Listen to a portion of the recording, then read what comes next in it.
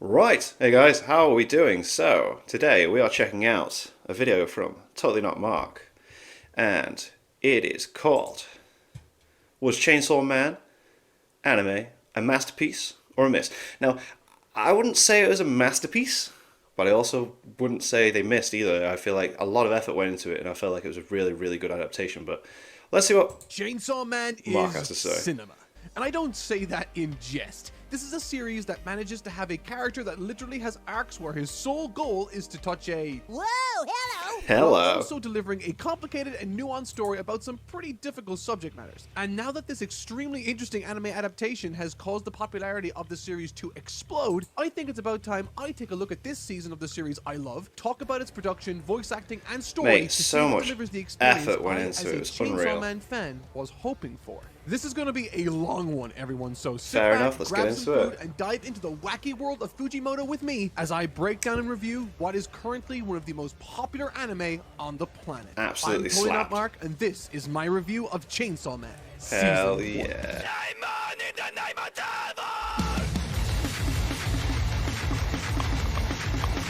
Oh my god. Let's go. Introduction. As I'm sure many of you out there might be aware of already, I've actually written a comprehensive review Done a review of of the the manga. manga for Yeah, this yeah. series on my channel across 3 separate parts. And while I will be repeating some of my thoughts on the narrative, you can consider Makes this sense. a one-stop shop for my thoughts on both the manga and the anime itself, with plenty of new material I wanted to touch on concerning this anime adaptation, how it's made, where I think its weaknesses are, and how it managed to produce one of the best episodes of anime I've ever seen. Right out the gate, with this anime adaptation, MAPPA makes their presence felt. I've complimented their application and use of 3D assets and models with the likes of Attack on Titan's final season, and this seems to employ a lot of what made that feel special too, if not in a more subtle fashion, at least in this opening episode anyway. 3D It's like, I'm gonna say it before he does. Like, people were kicking off about CG in this first episode when, like, the CG wasn't even, like, that heavily used. Like, yeah. particles floating in the air, offering a sense of depth and grounding the scene in reality. This, alongside some more subtle animation nods, and you have for yourself a very immersive first episode. And that's not even to mention the absolutely It's incredible opening, theme yeah. animation, which, as of running this video, currently boasts over 57 million views on YouTube. It's a standout smorgasbord of animation, music, character, and color that captures my interpretation of the manga perfectly.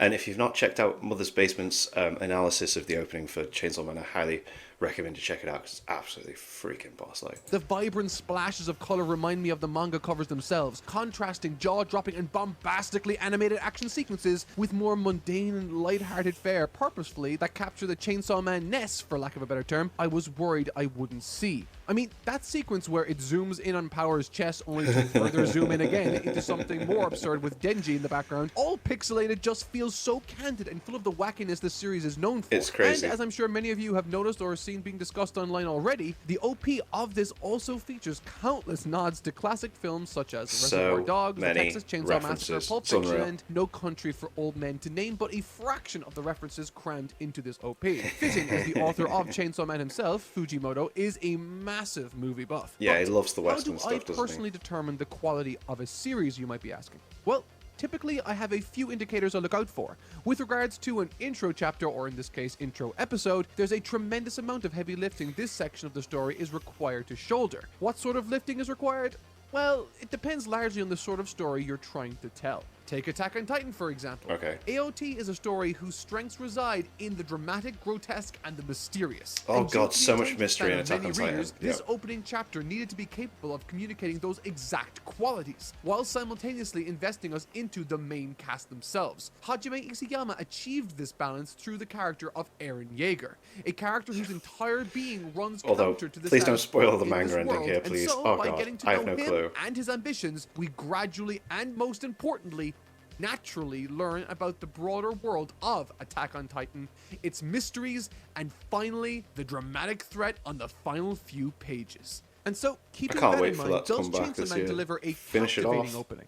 Well, let's have a look. Broadly speaking, the story of Chainsaw Man explores the life of our main character, Denji, a down on his luck orphan struggling to pay off his father's debts as a Down on freelance his luck devil is hunter. For simplicity's sake, understatement. devils are this universe's monsters, and Yeah. he works in this role alongside his little canine slash chainsaw devil friend, Oh, Pochita. so The rules of this cute. world are relatively simple, with the Oh. only nuance coming by way of something that's called a contract, an agreement made specifically between a devil and human, Yeah. resulting in the first chapter depicting a fusion of Denji and his little devil dog Pochita, turning Denji effectively into a hybrid of a human and devil, before being discovered by the mysterious Makima, offering Denji a dilemma: die so here as a mysterious. devil by her hand, or work for her and her government-funded devil hunter agency. And that's the basic outline of the first episode. Where Attack on Titan was driven by its plot and mystery, Chainsaw Man, at least in these opening chapters or episodes, is driven by its characters. In the same Very way much Eren so. Yeager facilitates natural chances to show why his series was interesting, so too does Denji serve his story, only in a much more reactive sense. Where Eren in Attack on Titan was inclined to drive the plot forward, Denji, by virtue of who he is, sort of goes with the flow, while other, much stronger personalities join the fray later on. Yeah, allowing the Denji's series to personalities feel go much with the more flow, like an though, isn't it? ensemble Like, very cast, much so. despite it being specifically about Denji's journey. But that's just the story front. When I look at an anime adaptation, I also look for ways this chosen medium has been used in ways the manga did not have available to bolster the themes and direction of the story at hand. I look for this Pochita, because so it offers a cute. greater utility to the anime itself, making use of the chosen medium all the while enhancing the source material if done correctly. And I think these first episodes show signs of that already. There's a lot of atmospheric ambient lighting that seems to correlate and create contrast in following the through line of the story, or at least Denji's mood. Projecting Denji's fondness from the past in bright colors with the gritty, moody, and grim Very reality dark, he finds yeah. himself in living currently is a strikingly effective contrast, and not something that was at Fujimoto's disposal in the manga, with the message and mission set by Pochita being to turn his real world and circumstances into the dreams he professed to have. Bless. Resulting in one of the most metal and badass transformations I've seen in quite some time. Absolutely The animated fight sick. scene depicting the birth of Chainsaw Man was very well orchestrated, if not slightly understated for my taste personally. There's an interesting combination of 2D and 3D effects work on display here that really helped to capture the messy and clumsy nature of this first outing in the transformed Look state. at that. Although for me, and what I was expecting, I don't think it captured the bloodbath intensity of some of the panels from Fujimoto's original. I agree. Like, some of the paneling in the manga was so goddamn detailed and awesome and gruesome. It's like, I feel like to animate it, it would be so brutal and very questionable as to whether you could, like, even show it, if you know what I mean. Like, when it's just a still frame like that, fair. But if it's animated and it's going to be more gore and yeah. Work during this section. But of course, this is just a first episode and there's still time. However, what's interesting about this scene to me is less the transformation and more so Makima's introduction to Yo. the series. From the moment I saw this girl while reading the manga, she scared me stiff. She's an oddly calm presence in what is quite literally a world filled with monsters. Introduced at the end of the very first episode, literally melting through Denji's more assertive side all the way through to the vulnerable core of his character, she appears comforting and exactly what Denji thinks he wants. However, in reality, she's offering him an ultimatum. One that, if he chooses incorrectly, could result in his death here and now as a devil. Yeah. This, coupled with the You have shadows no clue as enshrouding well her what she can character, do, the oh my authority God. she speaks with, and the fearless and disarming demeanor she waltzes up to Denji with, makes for a very interesting character to say the least. The likes of which are made to make both us and indeed Denji feel smaller than and subservient to. But that's just the first episode. The first arc within these first couple of episodes are largely centered around introducing us to key recurring characters in the devil hunting agency Denji's joined, as well as the duties he has therein. The first of these key characters that I've already touched on is Makima. She seems to be a higher up in this government-funded agency tasked to take down devils for society and is on this weird power kick with Denji I will almost definitely touch on later. It must be interesting as well, knowing the story and knowing who she is and knowing the reveals and that. It must be quite difficult to review it without having that in mind. Like, I remember talking to someone and being like, I wish I didn't know about Makima and I wish I didn't know certain things watching the anime. I wish I could do it fresh.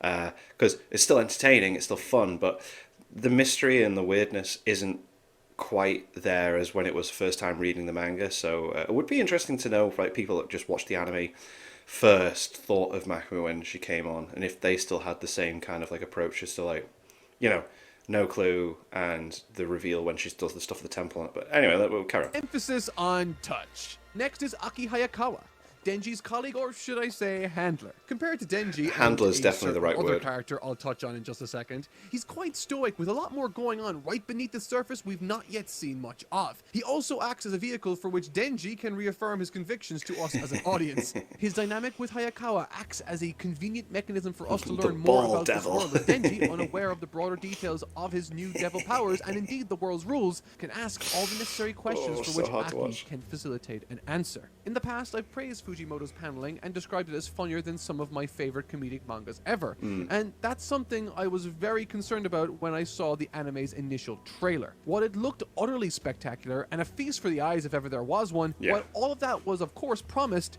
I was less convinced about the comedy, which, as I learned upon reading this series, is a core component that makes the experience of Chainsaw Man so special. But I've glossed over Makima and Denji's initial meeting, and I want to emphasize that while the manga was brilliant, I thought the anime offered its own flair that enhanced, or at the very least reinforced, the moments substantially on a visual level. The direction is honestly terrific for the scene, and both voice actors play up their roles exceptionally well. Denji specifically when he says he cannot feed himself, leading to a weirdly well-animated sequence where Makima feeds him udon. Similarly, and in that vein, I enjoy how visually Makima lifts/guides Denji away from the shadows of his former life and into the bright and vibrant new world for him and us to explore. As pointed out moments prior, Denji's current dream is to exist in the world and have a decent standard of living. And in getting this, the world is depicted in an ethereal, almost dreamlike glow. At least in contrast to where it once was. And this meeting with Makima acts as the core ignition point for this technique to be employed throughout this season. Just be the lights Lifting him out of the gutter, the sun starts to rise as she hugs him, and as their day presses on and he realizes what his new life is going to be, the reality of this world around Denji grows brighter and brighter, with a nice amount of comedy thrown in to boot. However, I think this opening's most important narrative component,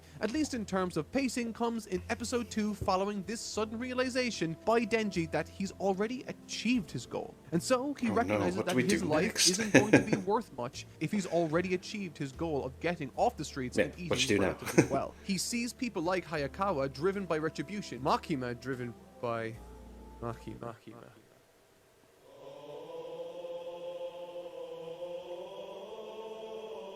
Oh yeah. Oh yeah.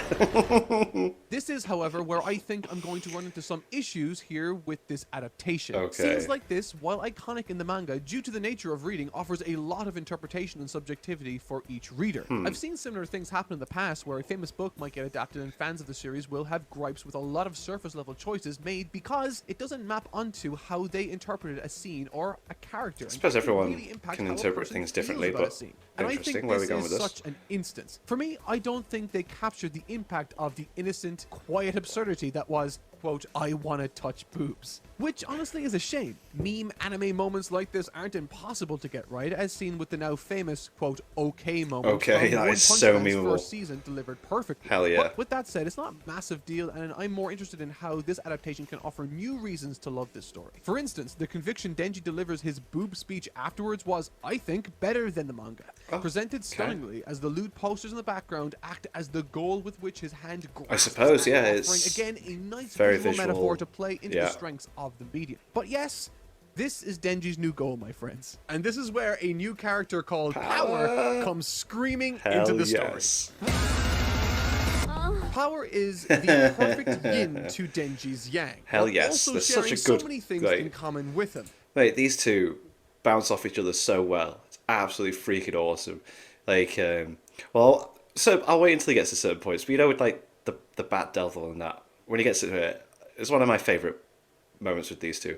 And her introductory story with the group is, on its face, utterly silly, with Denji effectively trying to win Power's favor to touch her chest. However, what spawns from this is oddly and surprisingly brilliant. However, before I talk about that, and while I have an entire section dedicated to the production of this anime later, I just have to talk about Tatsuki Fujimoto's character designs because They're absolutely outstanding. They're brilliant. When one starts designing a character, one of the most important aspects to keep in mind is how this design will serve to communicate to a reader who this character I is. need to just watch at a Gin-sama, glance. man. Denji as a character is quite unassuming and simple, and his character design reflects that very reality. Hajime Isayama took a very similar approach with Eren Yeager in Attack on Titan by drawing him in a rather unremarkable and almost forgettable fashion. Quite the point simple, of Eren yeah. Yeager early on is to point out that he isn't remarkable. Yeah. And the same is true for Chainsaw just with Man's everyone Denji else. in this instance. Furthermore, and again like Eren Yeager, Denji's transformed state is enhanced to look even more impressive simply by comparison to his base form. Think Magikarp and Gyarados. Yeah, mate, Gyarados whoa. looks impressive already, but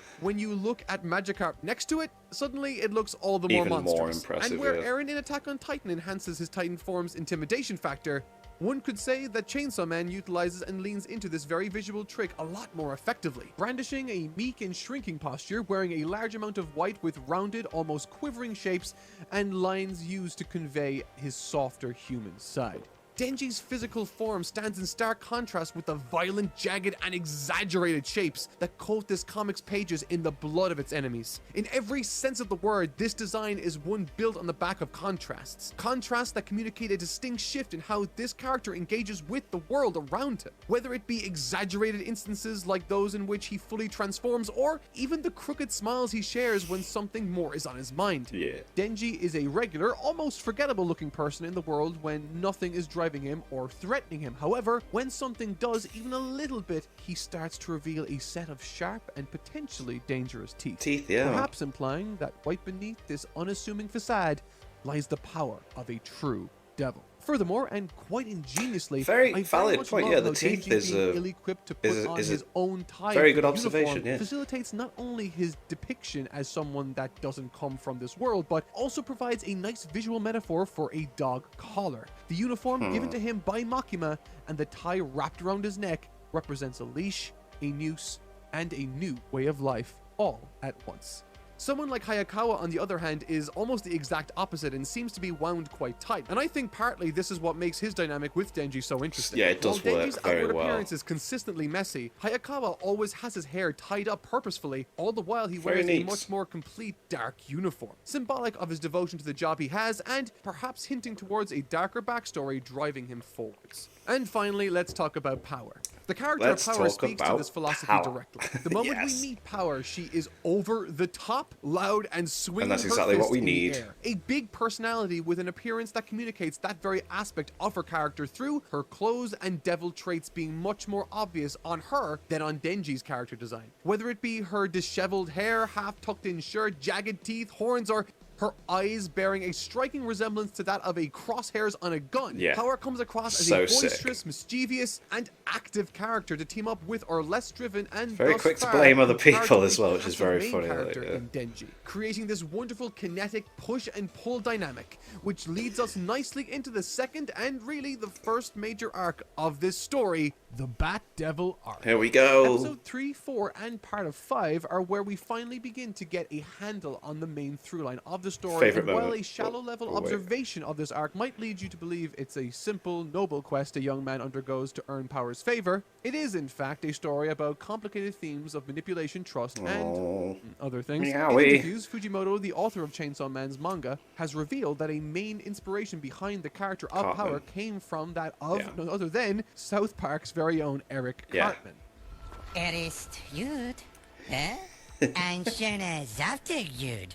And you can absolutely see that in her introductory sequence. She's chaotic, abrasive, and most importantly, active, Yep. making her a terrific addition to Denji's already reactive personality, creating moments for him to react React to, to, and yeah. indeed for us to learn more about the story. Screw you guys.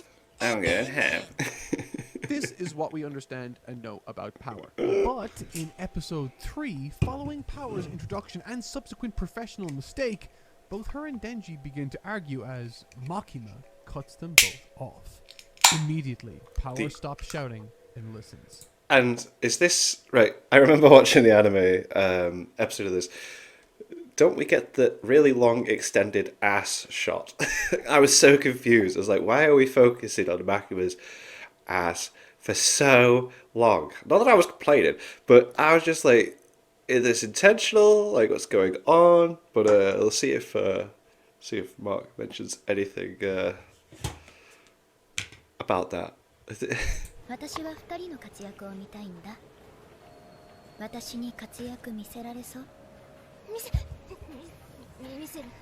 Despite the wording of this being slightly different to what I read in the manga, it is, at least at this point in the story, the only indication that something more is going on with Makima, and absolutely put her on my watch list while the rest It's very of the apparent story when you know what's unfolded. going on one hand, as well, she seems actually. to be held in pretty high regard by pretty much everyone, including Aki, who we don't have any reason not to trust at this point. But on the other hand, she treats both Denji and Power as if they were dogs. And in response to this supposed coercion, once Power learns what Denji wants, she leverages that so she can achieve her ends. Power wants her cat back from this devil holding it hostage, and Denji wants the goods. Each individual has something the other can potentially fulfill, and therein lies the motivation and dynamic for this short arc's hijinks. When I read the story of One Piece, I loved it for its depth of lore, character, and at times profound introspection. Its accuracy when dissecting the human condition through a cavalcade of warm and fiendish characters. With Chainsaw Man, I love it almost as much for what amounts to practically the exact opposite reason in this arc. And I think it's down to how, in a sense, simple Fujimoto has decided to keep his plotlines, at least as we understand them right now. How many points of view or groups are we following in this story?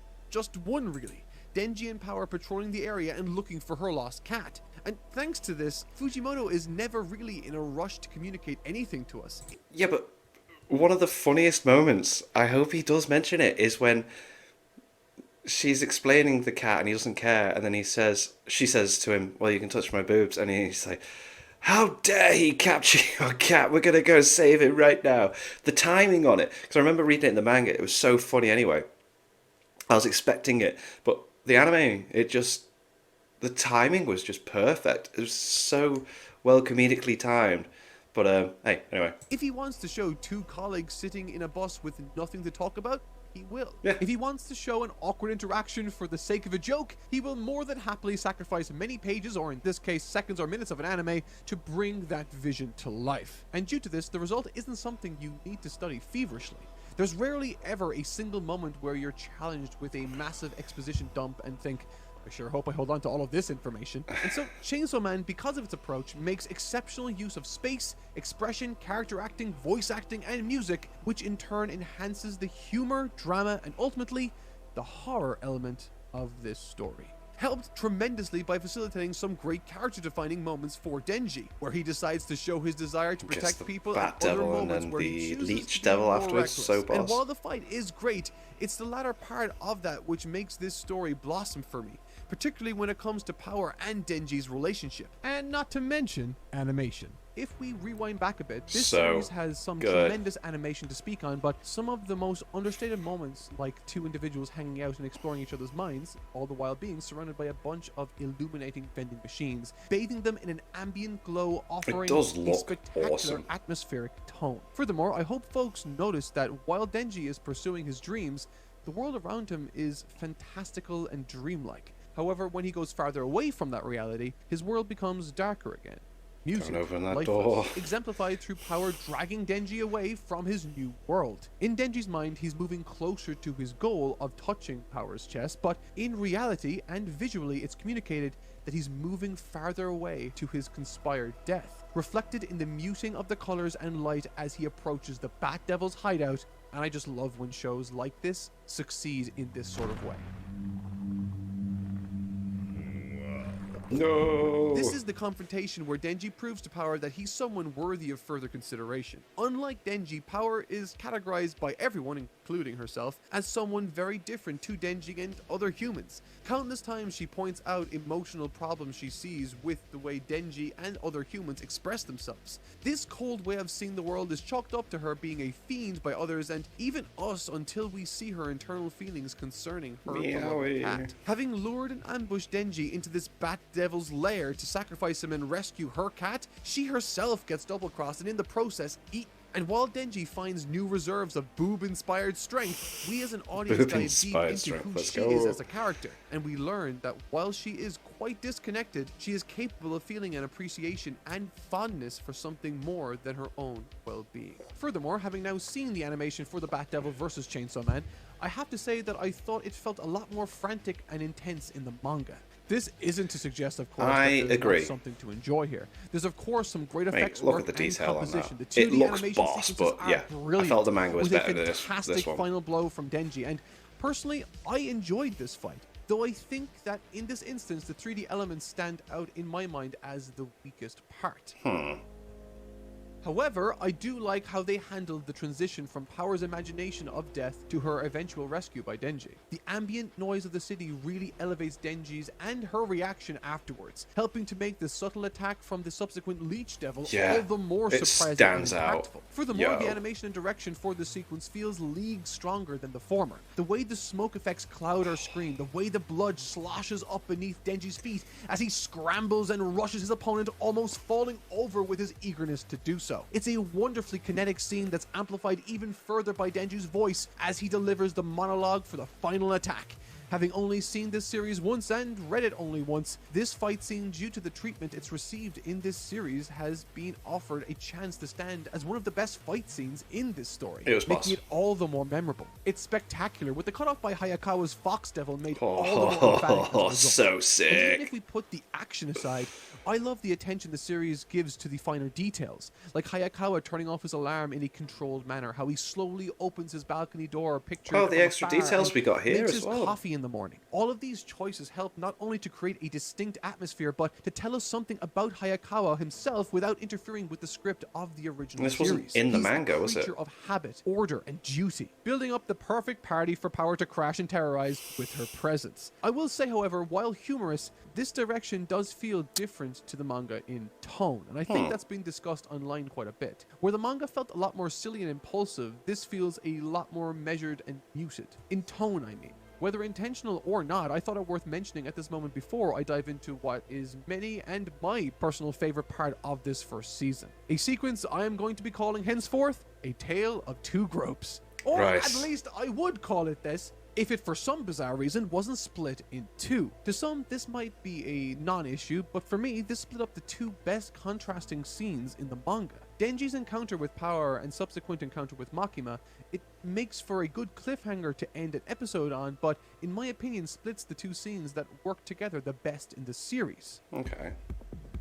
As I mentioned towards the beginning of this review, Denji comes from a life of virtually nothing, and as if like yeah. a stray dog picked up by Makima's animal Dude's only got control, one he testicle, quickly tries to 'cause he find a sold goal it. to latch onto, a dream to help him feel like part of the group, like part of the team, to feel like his life is worthwhile for his little dog's sacrifice. And while this initial motivation is played for laughs on a number of occasions, that by the way worked to great effect surprisingly, it's Denji's reaction to his reaching of this goal that's quite interesting. In the anime, I like how the direction emphasizes how the magic and wonder of the experience evaporates away following the first grope on Power. Something isn't right, and the direction of the scene visually reflects this. The angle is flat and lifeless. The sound design is uninspired and empty. The expression on Denji's face says it all.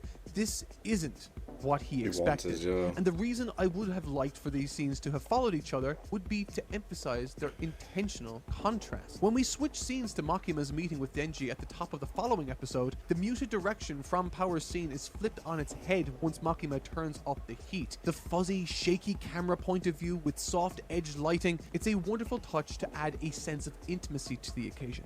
Suddenly, we can observe the dust floating in the air, like this moment in time is significant and we need to breathe it all in.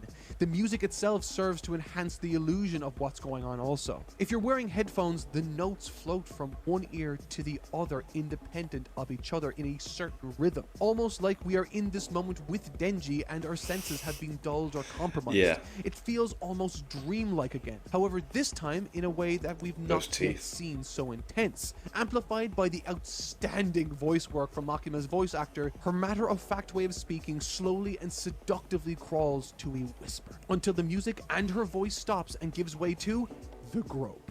Depicted during a short Right. dolly zoom to further give weight to that moment itself. We exist in this moment for a brief interlude with the only audio noticeable coming from Denji's hand on her fabric.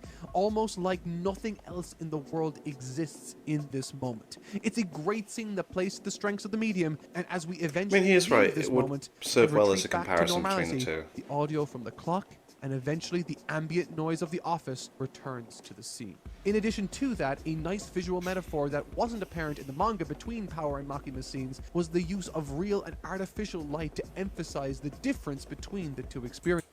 I will say that, yes, the use of lighting in this anime was spectacular, and that is something that you can't really pull off too well in manga with the way that you're drawing with the black and white and that. But yeah, the use of lighting and the like camera work, you know how like they do the air shots and that, and like you said, the dolly zoom out, absolutely spectacular in this. Like, Power's offering was held under harsh artificial bathroom light to perhaps emphasize how cold and artificial this encounter was, while Makima's was lit with the warm hues of the setting sun. And most importantly, there's a change in physical level that reflects that emotional reality. Where Denji stood above Power during their scene, in Makima's, it's the exact opposite. Yeah. She looms over his shoulder, standing next to him at first while he sits, and when he falls to the floor, this divide in how they perceive each other is embellished. Thing about and her, emphasized. though, isn't it? It's the. Makima I mean, I don't want to. powerful In and case in control, I don't want to spoil. treating Denji like a dog she's training,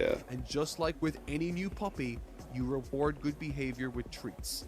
That way, they understand who the master truly is.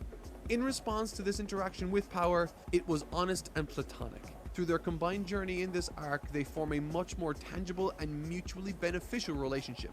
With Makima's, she further manipulates Denji into accepting a tremendously dangerous mission. Get to the find gun and devil. apprehend a villain that's eluded her and her agency for years. The Gun Devil. Ladies and gentlemen, this is our main narrative through line. Oh no. The Eternity No. Devil. Before I talk about the story itself, I want to talk firstly about something I read in preparation for this review. A one-shot manga entitled Look Back, released in 2021 Isn't this by set Tatsuki within the Fujimoto story? himself. And within this, it drew my attention to something Fujimoto does tremendously well. Something I noticed in that one-shot and in this very arc numerous times. That being a shocking and sudden twist of events. Sometimes in storytelling, there's an indication that something big will happen soon, So Look where the Back's author the alludes to something manga approaching on the artist horizon that subtly stops or and then explicitly. In any case, their this can fan be is better compared to than them. Hitchcock's famous bomb under the table narrative technique, where one to varying degrees lets the readers know there's a metaphorical bomb under the table, turning a given scene into a great mechanism for building tension. However, as it happens, Fujimoto forgoes such warnings in favor of something that will completely take you by surprise. In this arc, Fujimoto begins to show us a flashback of a family. It's filled with enough detail and its very own narrative to allow it to stand on its own 2 feet. We follow the story, eagerly awaiting a resolution that's being built up to, and then boom. Just we're reminded whoa. that this was a story detailing the Gun Devil's origin, impressing onto us in a much more visceral fashion just how sudden and devastating this disaster was. And I think what I love about this technique is that it's so versatile. Fujimoto uses this very technique in Look Back to create a powerful sense of loss and emotional outburst. Right here in this arc, he uses it to impress upon us the severity of the occasion. However, right now we have one goal: find the Gun Devil. And they have a means to do so too.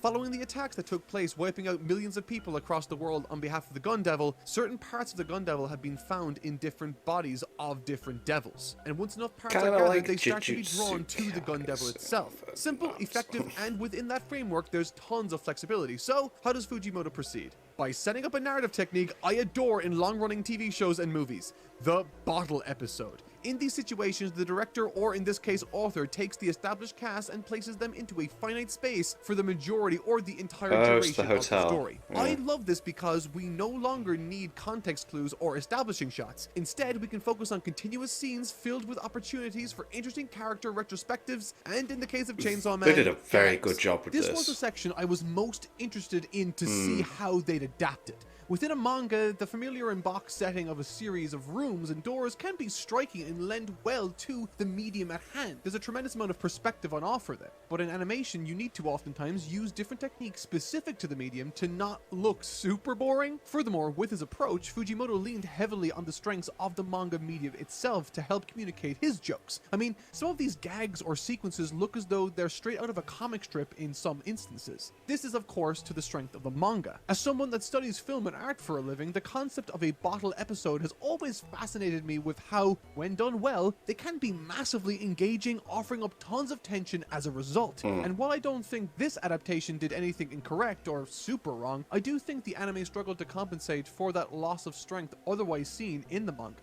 In animation, as I've pointed out numerous times in this review, color is a massive strength it has. However, this entire episode is bathed in these flat yellow tones. These can of course be evocative of different films or horror stories in the genre, but with all the time we spend here, it only ends up feeling more and more one note than the comparatively colorless manga somehow to me. Do you This reckon? isn't of course to suggest that this didn't offer anything noteworthy or great to enjoy. Following the trail of the Gun Devil, Denji, Aki, Power, and 3 new characters, Himeno, Kobenai, and Arai, following the slaughter of a single weird-looking devil in the building, find themselves trapped on the 8th floor. They can't go up or down the stairs, Yep. they can't go through the ceilings, and the windows all lead back to the 8th floor. It's like they're stuck in their own little parallel universe or wormhole dimension. I love this. This is the third Absolutely, arc boss. of this series, and while each arc ends with a big battle between Chainsaw Man Denji and insert monster here, each encounter feels so very different from each other. The first one in the introductory arc facilitates our introduction to the world and its rules. The second one with the Bat Devil served to introduce us to different characters, and this one very much shows us how the Chainsaw Devil powers work in greater detail, all the while allowing us to form much more deeper connections to the likes of Aki, whose backstory we see, Himeno, who provides the stakes for Denji in this arc with a kiss to motivate him, Oh, or Power, yeah. who provided me with more belly laughs than any other manga I've read in the past. She is absolutely class. The amount of random stuff she comes out with is just absolutely boss. Like, was it the Nobel Peace Prize, or was it something that she wanted to do, and then she was like, if she won it, everyone would just pay 100% taxes. Power's now famous plan to become Prime Minister never Right, misses its there we are. mark for Not me. the Nobel Peace It's Prize. the right level of absurdist humor meeting dire circumstances that tickle me in a way only Power and, well, Cartman can muster. Denji falling asleep in the bed was a gag that I loved in the manga and thought translated over to the anime really well. The way the camera constantly switches between Hayakawa and Denji as Yeah. he slowly drifts to sleep gets me. So saying the every comedic time. timing It's on very these shots similar to the manga's portrayal of boss. the events, funnily enough, with how it's framed. Something I did notice while this series was on the air was just how many folks ended up hating Kobeni and her frankly realistic reaction to the situation at Like, hand. I yeah, think it moments was like this not only very show realistic. how incredible her voice actor is at performing, but on a narrative level helps to create moments of courage that feel all the more powerful down the line as a result of this initial cowardice. Contrast is king, folks, and people are complicated and messy, so try to keep that in mind.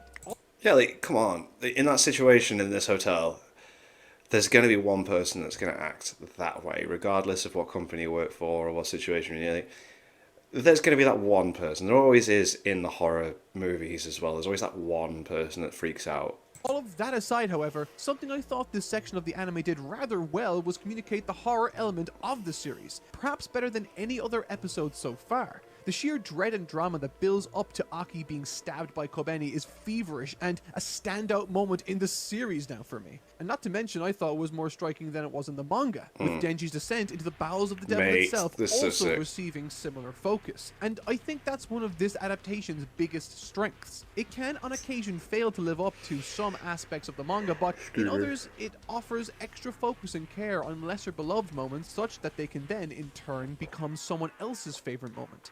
In other words, it's an entirely different and unique experience, and in my opinion, both are worthy of your time and attention. With that said, the bloody carnage in the manga is once again enhanced by the gruesome barbarism of this scene. There's so much thrashing, This is class, pulsating, absolutely and class, impressive like. movement on display, enhanced by the sound design and the shrieking cackles of Denji's voice actor. However, I'd be lying if I said that this was the part of the arc people remember or that I have stuck in my head. Oh no. Like, this is one of the most, like, memorable moments in the manga. Like, this was... Yeah, I'm glad, like, I don't know, when I saw it, it was pixelated and I appreciated it. Please drink responsibly. Like the prior arc, the conflict wasn't the focus, but instead the rewards and resolutions. Following the demonstration, Himeno and the rest of the group go out for drinks together in celebration. Makima is supposed to attend to this get-together, and she does so, Hey, hey. drinking a hell of a lot more than pretty much anyone else at the table. However, something happens. Himeno is drunk, she promised Denji a tongue kiss, and what so Denji gets gross. is not that. Instead, Fujimoto decides to draw one of the most legendary panels I've ever seen. Yeah. Ladies and gentlemen, behold. Art is Yeah, meant to make you that's feel something. and disgusting. that something can be anger, joy, lust, or really anything. And this piece right here that you're looking at, that I'm making you look at for longer than you might be comfortable with, this made me feel something deep in my stomach. I only wish I could say the same for the anime. Yeah, it Instead of the didn't nostalgic do it. nausea I'd normally feel wash over me with this scene, the anime's interpretation only left me with disappointment. Ugh, yeah, And 'cause it's just while pixelated, disappointing and it's for like- now, there is a silver lining that we can all hang on to as a collective didn't fan see of it. high art. The issue at hand here is that unlike manga, which depicts Stop. every disgusting element of the vomit in minute detail, the anime, for reasons I can only assume are censorship, decided to pixelate the entire fantastic event taking place in Denji's mouth here. Does this suck the joy out of the scene? Absolutely. But do Yeah. we have the digital release of this series to look forward to that I suspect Oh, won't have no. the tasteless censorship for us to endure? Oh, no, I the answer hope is it- yes. Following this event, No. Himeno takes That's Denji gonna be a back thing to the that's gonna place float where around. he wakes up. I plan to talk about this episode in detail later in the video when discussing the development and behind the scenes aspects of the season, but I have to gush for a second because episode 8 is on another level when it comes to this season's quality. And that's not to suggest that this Absolutely season's spot quality is on, like- necessarily low. The effort and ambition across the board is evident for all to see.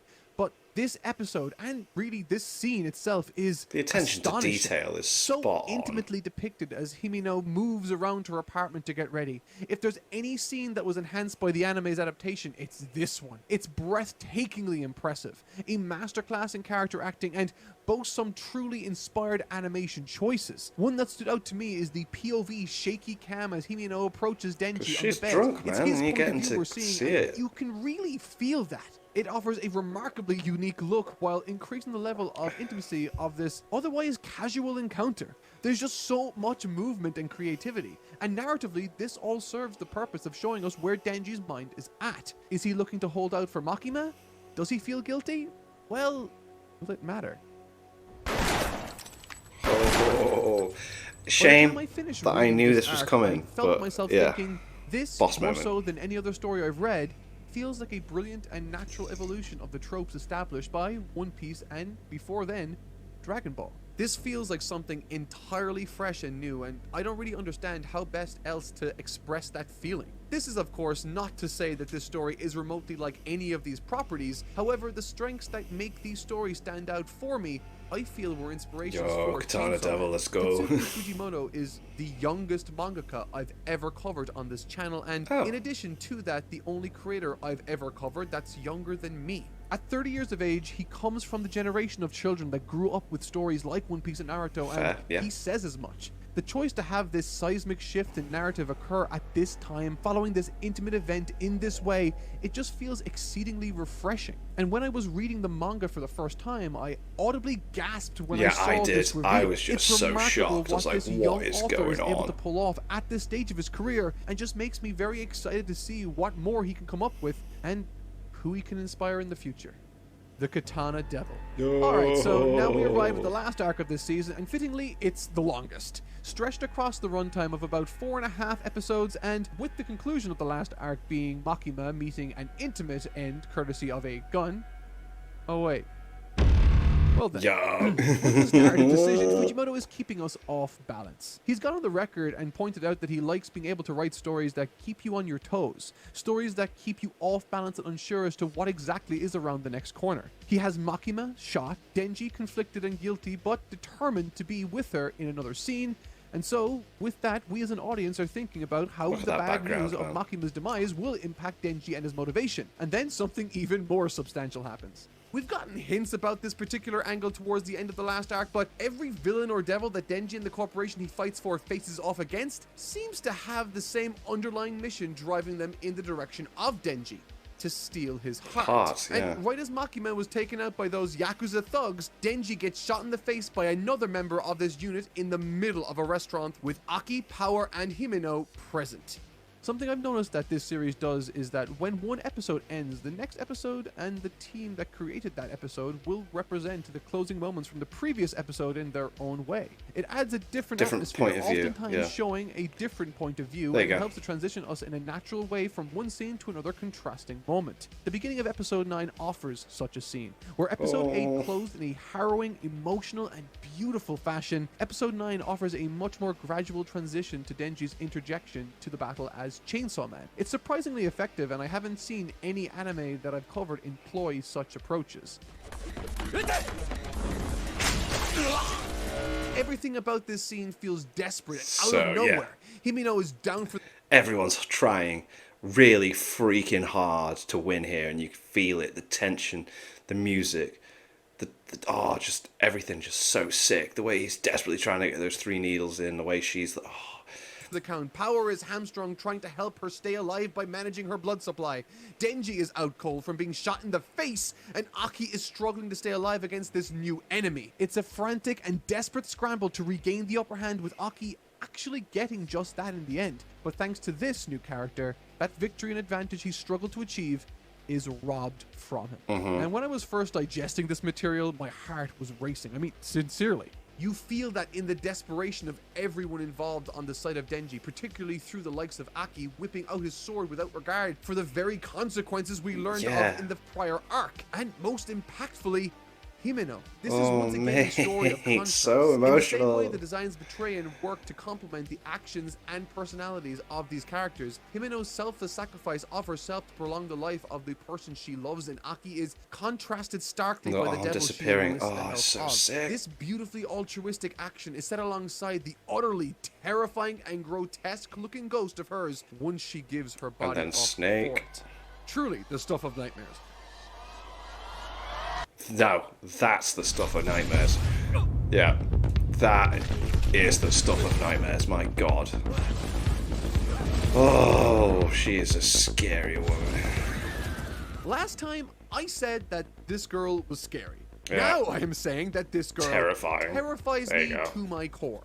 Systematically, and in retaliation to the Yakuza that attacked her and her agency, she sacrifices person after person atop this weird monastery In or the temple. shrine area, and in doing so, turns a ton of Yakuza targets into popped blood balloons remotely from God knows how far away. This feels like the most otherworldly, godlike power we've seen in this series, and Makima's control and crushing of her enemies from afar was fittingly abrupt and cool, although not particularly flashy, and I thought that was a bit weird. It felt as though what we saw in the trailer was, I don't know, a lot more interesting and dynamic. That said, the music and audio for this section is quite compelling for the moment that it's in, leveraging that aspect of the production to help elevate the source material, and it works well enough. And unfortunately, in the same vein, I didn't think that the fight with Katana Man was as impressive as I was hoping for either. The No, moment where he cuts Denji in half felt as though it didn't hit the dramatic highs of the manga that moment offered. I agree, right. I was really looking forward to the Chainsaw Man Katana fight. Remembered it being absolutely awesome in the manga, and it wasn't bad, but I didn't feel as hyped for it as I was watching the anime, but yeah. Perhaps my expectations were misplaced, or maybe I didn't vibe with the director in this instance. Either way, it's a little upsetting.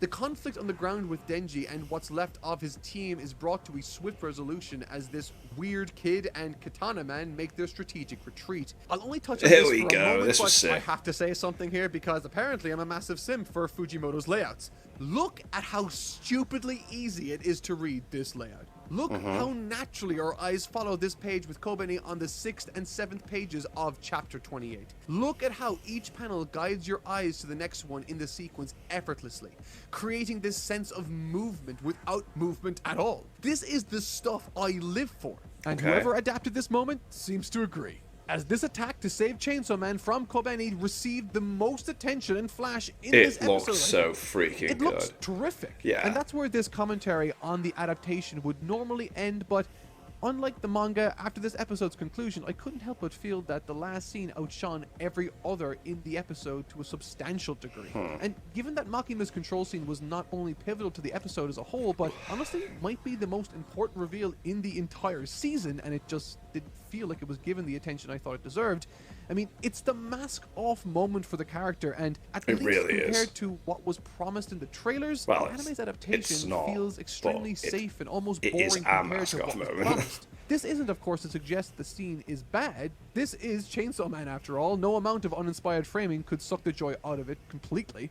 I mean, the writing and setup alone is going to allow folks to love this moment for what it is and find it shocking. But So the way sick. it's framed, while perfectly fine and adequate, I felt could have used a little more flair. With that said, Kobeni's scene offered her a nice little bit of redemption after her championing Denji's death mere episodes ago. I just would have preferred if that attention went a little more I extra, loved it. but I suppose it's a nitpick.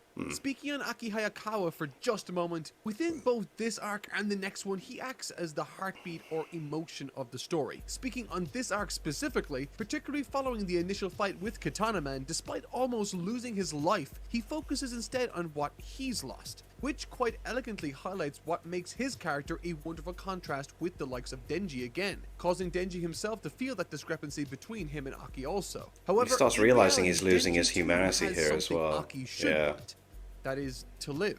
Denji is happy with his lot in life, and numerous times he alludes to this reality in the story. It's a wonderful, powerful feeling for a character to have. He's happy that he's alive every single day, whereas a large part of Aki's story concerns him being tortured by his decisions as he tirelessly marches like a soldier day in, day out towards his Ooh, death. the In other future words, devil. Denji seems to be willing to do anything to maintain the best life he can possible, whereas Aki seems to be tirelessly in search of his way out, in pursuit of his own goal. Within this arc, there's a great emphasis on flashbacks exploring the first meeting and budding friendships with Himino. That said, all of this has been quite emotionally heavy and action-packed, so Very next much up so. is probably my favorite part of this particular arc, the training video. So sick. Now that it's become known that the Gun Devil is after Denji's heart for some yet unknown reasons, Makima has seen it necessary to enroll both Power and Denji himself into training to hone their respective abilities and powers. It also acts as a nice tune-up for everyone reading along to see what makes each of these characters tick physically and somewhat emotionally. Prior to accepting them as pupils, or playthings as he calls them later on, this rather intimidating individual asks Power and Denji a set of questions probing their individual morality. The initial fight itself between Kishibe and the combined efforts of Denji and Power is supremely ambitious and well executed, although quite short. The storyboard swoops across the area and has so much fun doing so before being brought to an abrupt end as swiftly as it began.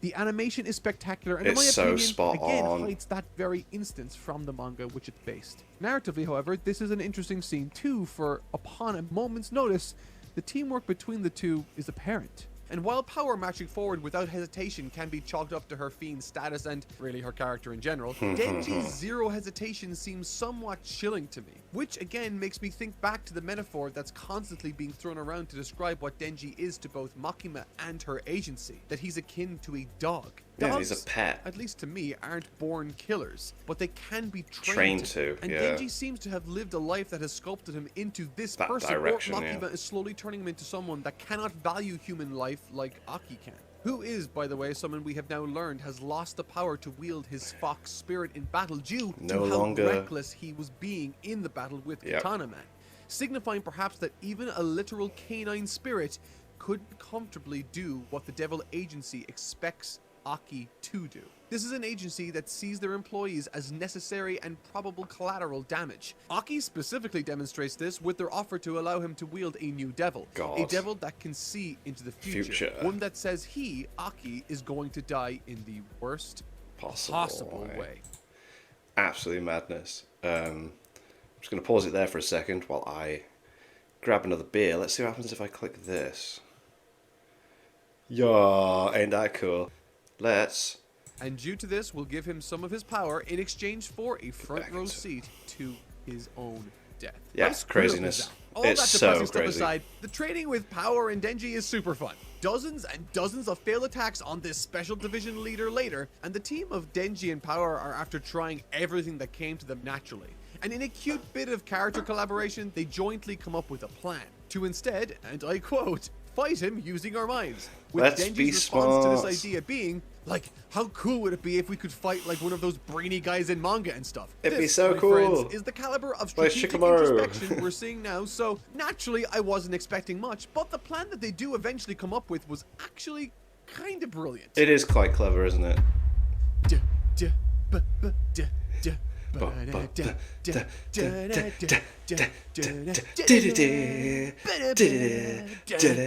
Overall, despite this operation ending in a Boss. big fat loss, this dude gives them props for their efforts. This effort being their best to date. However, it does end with this scary dude lulling them into a false sense of security before teaching them yet again another lesson. He is doing a lot of voice Which acting again, recently. I could Like, choose oh to my read as god, another I recognize his indirect voice. suggestion to Denji that he shouldn't trust Makima. The training continues been in a until lot of good eventually stuff. Denji shows his gratitude to him. And interestingly, this is the last lesson that this individual teaches Denji, who once he shows his teacher gratitude, entices him to never accept him as a pupil ever again. He yeah. only trained Denji because he thought he was inhuman, but in this moment, He it now sees it. doesn't seem to be the case. And he reveals this decision to step away from Denji and Power's training in an honestly unsettling scene between himself and Makima. Makima, yeah.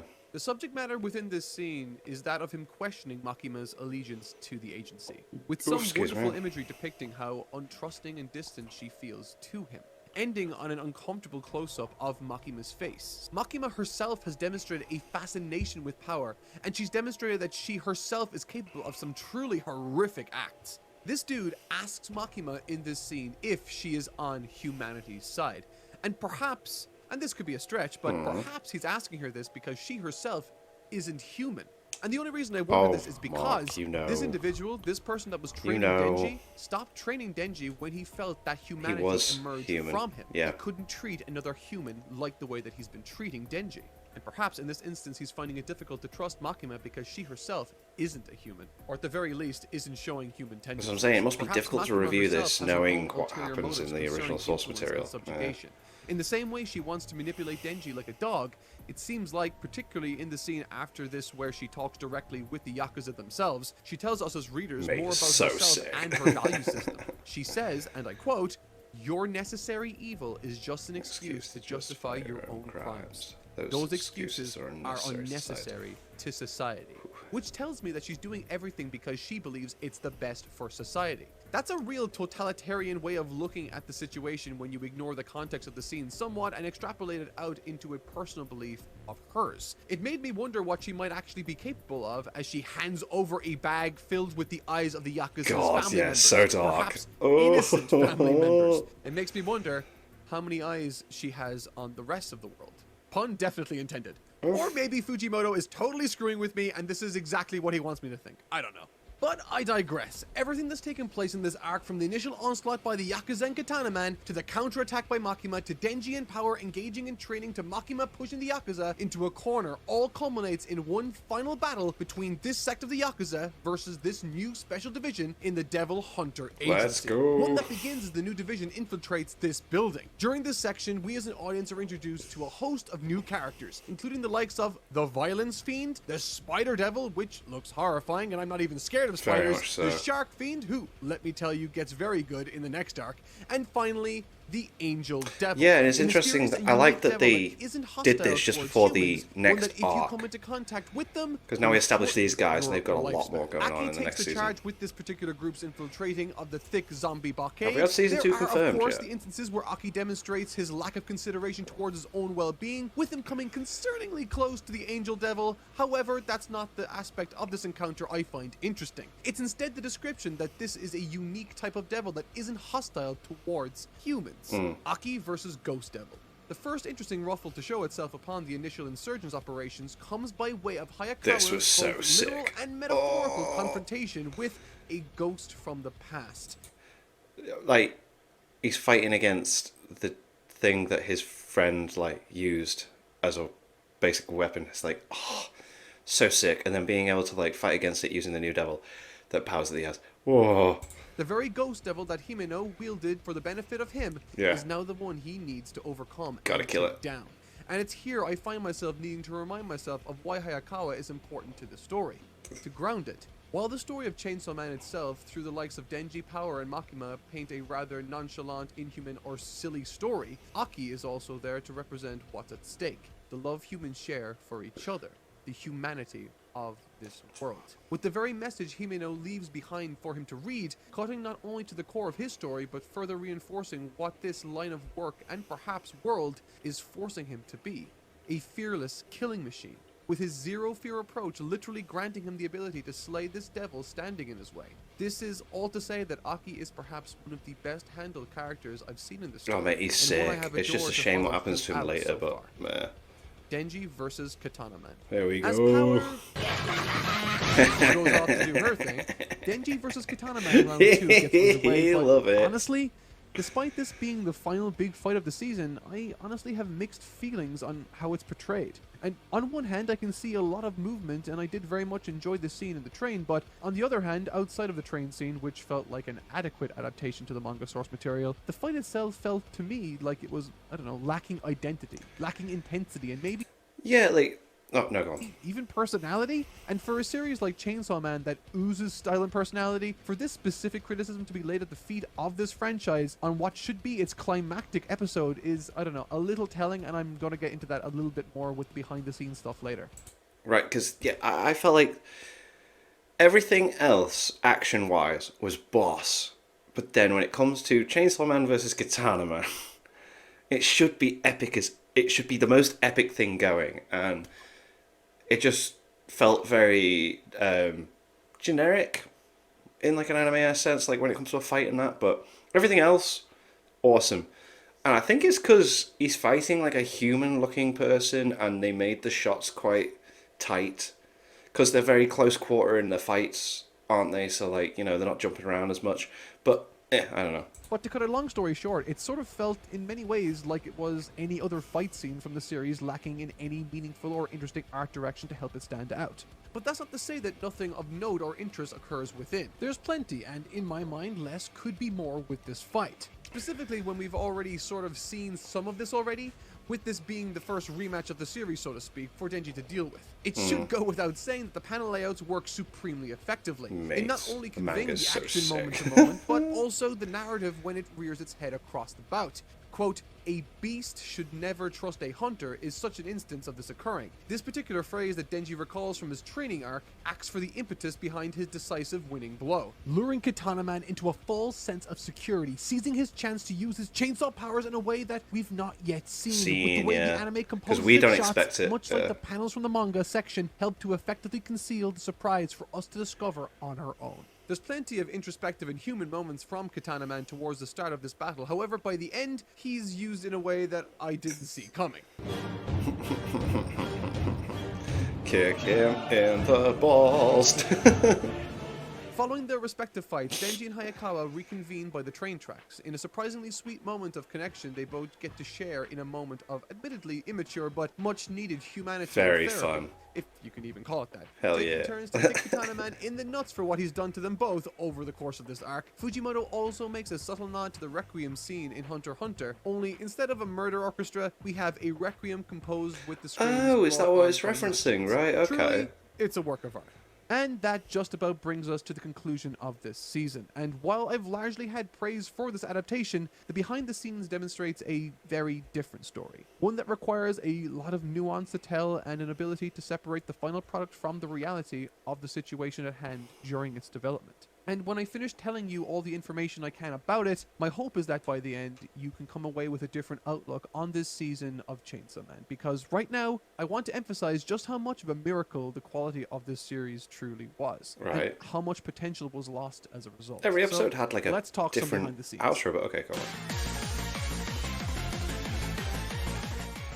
The first teaser of the Chainsaw Man anime was a fascinating thing to take in, as it happened to be released right off the back of me finishing my very first read-through. It was of the very manga. close. Fujimoto is a weird mangaka in the best kind of way, and that disorientating chaos is one of the most defining and appealing aspects of his work. And so, for this teaser's direction to be so calm, grounded, and, well, moody was fascinating, and I was interested to learn about how this came to be. Studio Mappa is a divisive name, whether it be because of personal feelings on their anime or simply their long-standing history of terrible working conditions. And so, with a huge name like Chainsaw Man attached to them, it was quite the surprise to learn that they forewent any meddling production committee to fund this themselves with full creative control, allowing them to set their own pre-production schedule to at least attempt to facilitate one man's ambitious ideas for this project. And that man was Ryo Nakayama. At only 32 years old, it's a remarkably young age to Okay. helm an entire series, let alone one as renowned as this. It came about thanks to MAPPA producer Keisuke Sashimo, who approached him during Nakayama's directorial efforts in Jujutsu Kaisen's 19th episode. Nakayama's a talented animator in his own right, and with Sashimo being a huge animation geek, he was aware of his talent for robust animation both in terms of action and character, along with a Cool. number of interesting ventures in the director's seat. Alongside this, Nakayama has a lot of talented friends, an invaluable asset for a series One director Punch to have, Man, by the go way, ahead. and one that was absolutely taken advantage of many times throughout this production. Amazing. However, the core belief that Nakayama has echoed throughout countless interviews at this point is that this anime must not feel like an anime. And as a huge fan of Fujimoto, Nakayama strongly believes that his work is completely inseparable from the movies that inspired them. And so, this adaptation must feel like live-action cinema. From the absence of any stylized colors to banning anime expressions like exaggerated sweat drops Oh, and okay, yeah. intentionally hiring newer actors to avoid traditional performances, Nakayama has done everything in his power to make this feel like animated live action and seldom anything Interesting. else. That's so This has been sick. quite the divisive approach, and it's easy to see why. Fujimoto's work, while certainly inspired by cinema, particularly in its drama, often sees its action and comedy sway back and forth between moments of wild expressionism and larger-than-life spreads, with covers that display a lot of vibrant and stylish color work. None of this is found in Nakayama's Chainsaw Man by design, instead translating these into set pieces that wouldn't be out of place in Western cinema. As a result, the anime hasn't been hugely popular among Japanese fans, with a widespread petition being formed encouraging MAPPA to remake it with It's another Japan director. that have not been Nakayama happy with and many this. other staff have unfortunately been faced with exceptional vitriol on social media, and when one of the chief animation supervisors offhandedly tweeted that safe adaptations are boring, it caused enough of a storm that, as punishment, the studio stripped his credit down from chief to regular supervisor for his debut episode. If there's one thing I hope is clear throughout this video, however, it's that I really do enjoy this adaptation, but it does have its issues, and I think there's legitimate criticism worth listening to. This grounded cinematic doesn't approach does wonders for shows every in some adaptation areas, have its while own coming at the issues? cost of successes in others. But if one thing rings true, it's that when Nakayama's vision is put into the hands of strong individual directors, real magic happens. Episode 4 is far and away the most exhilarating action-oriented episode in the series, and it comes from Tatsuya Yoshihara, someone many of you will know as the passionate series director of Black Clover. Oh, And while wow, that series okay, was cool. famously marred by an horrific production environment, Yoshihara's passion and talent for incredible action always shone through. Yeah, His definitely. relationship with My Nakayama God. was forged there and resulted in his presence on the Yo, Chainsaw Man sick. adaptation as the series action director. In spite of this role, and frankly, he admitted to not contributing much anyway, the moment he steps into the director's chair, he does away with Nakayama's rules of grounded action and expression, and instead shows Denji at his most wild, both in his reactions and the way he slings himself around the screen in a larger-than-life and unrestrained manner. And yet, he still brings it back to earth when needed, and delivers wonderful comedy chops in its second half in a way that nails Fujimoto's impeccable comedic paneling. Likewise, Episode 8, as I mentioned earlier in the review, is an absolute masterpiece from Shota Goshozono, who elevates the series' core foundation. What else has he Its worked first on, half though? alone is a masterclass in realistic character animation with a board that oftentimes feels distant and bordering on voyeuristic,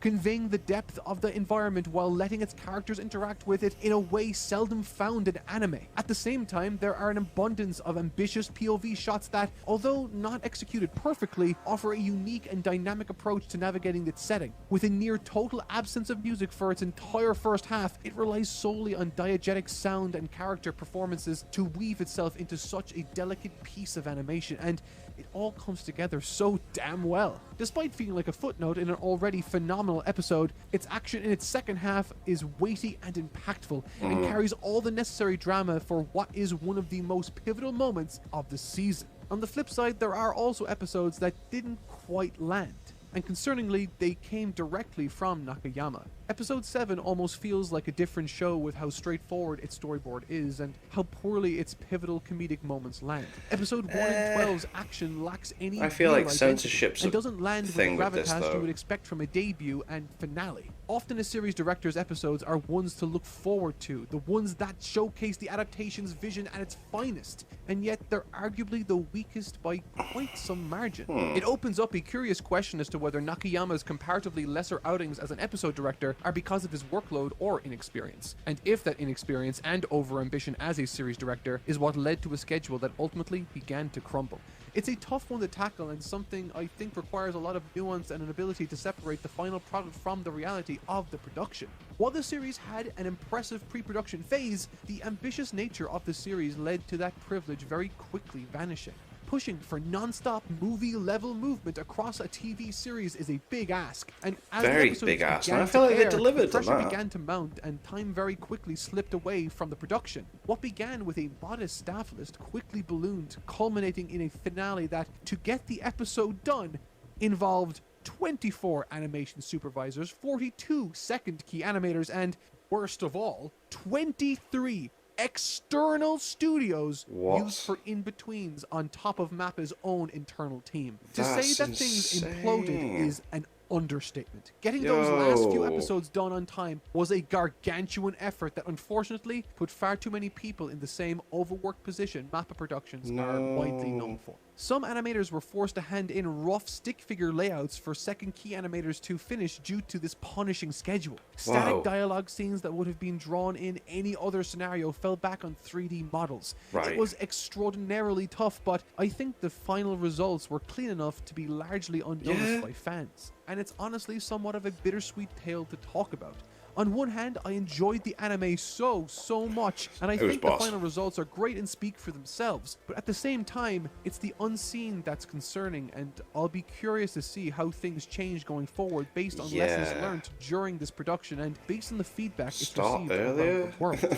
The opening from Shingo Yamashita, a wonderful director many will know from Naruto Shippuden and his Oh. recent adventures into Pokemon and Jujutsu Kaisen, is Right. arguably the most perfect distillation of what Chainsaw Man is as a series. Many of its endings, such as the second one from Hitomi Kiriya, showcase a Chainsaw Man much in line with what my initial Every expectations episode were. Filled had a with different fascinating ending. colors That and was something else as saturated well, like lighting, maybe- they simply bring the quirky joy of the manga to life in a Not way the do anime that doesn't next quite time as well. Let's accomplish give more all the time and everything There are else. I don't know. components scattered across the series It was that cool, all though. lend themselves well to what this animated version of Chainsaw Man could be, with further refinement and concessions made for this unwavering strive for realism, and I hope it's something that's absorbed by the key staff moving forward. While producer Sashimo has said many a time that he's around to stop the show from becoming too extreme and peculiar so as not to prevent mass appeal, I would argue that that flies in the face of what makes Chainsaw Man so special, Yeah. and that going forward, it would be great to see further blending of these approaches. As noted, individual directors have already done so to great success in the show already, so why not push that further and elevate what comes next in a way that services both the drama and the comedy, and pays respect to just how profoundly weird Fujimoto is. I think when all is Respect said and the done, weird. after the hype dies down and the controversy subside, Chainsaw Man Season 1 will be remembered as a fun, albeit restrained adaptation of what is one of the most experimental mainstream shonen series around today. While the efforts of certain supremely talented Read the episode manga, directors it's have so elevated freaking scenes to the good. level of magnificence from time to time, I still can't help but think about what could have been if this property was in the hands of a slightly more experimental series director. The work that was produced overall was very fun, but outside of certain directorial choices with color and lighting, I can't tell if I love this season in spite of the choices made or because of them. Perhaps we won't ever truly know the answer, but at the end of the day, it's the difference between a good adaptation and an excellent adaptation, so I guess I can't be too disappointed on that No, front. I mean, definitely not. hundreds and maybe even thousands of different anime over the years would have killed to have this kind of focus and ambition behind it. And who Yes. knows? Maybe Season 2 will take things in a much more bold and eccentric direction. But let me know what you guys think. That'll do it for this week. As always, I've been Totally Not Mark, and thank you all so much for watching.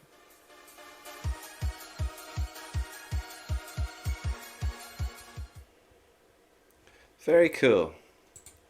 Very, very cool. Oh, I just click on that and then it goes away. Wow. Sorry, so this is the first time I'm using this way of recording for a longer video, and I hope you guys like this. Again, I am totally open to critiques if you want to let me know with how I'm doing these now.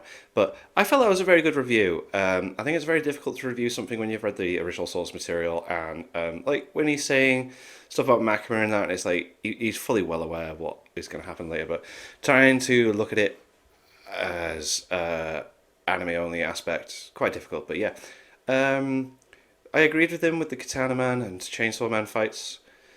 They weren't as entertaining as they were with the manga. and there were certain moments that were very made more interesting via the animation, like the lighting and stuff was interesting. I felt like he missed out on a few other interesting camera shots that we used. Like there was a really good one in one of the first episodes, maybe the first episode, an aerial shot. It's done like it was very reminiscent of like The Shining, where they followed the car and that. Um, but yeah, all in all, I personally really enjoyed the anime adaptation, and I hope there is a second season. And yeah, I felt it was great. CG wasn't that noticeable as the first part of the final season of Attack on Titan. Yeah, and again, let me know if this recording style's fine. I know the lighting's not great. I'm still, as the year goes on, there'll be changes made in certain places. So, but anyway, thank you to my patrons. I'm used to the camera being over here. Thank you to my patrons. If you want to have your name at the end of every video I upload, link in the description to the Patreon page. $1 a month is all I ask to support the channel. It's greatly appreciated. Thank you guys very much for that. And thank you all for watching. What do you guys think of that? What do you guys think of this? Click like, subscribe, leave comments down below, and let me know what I should watch to go some future videos. I'll see you guys next time. Bye.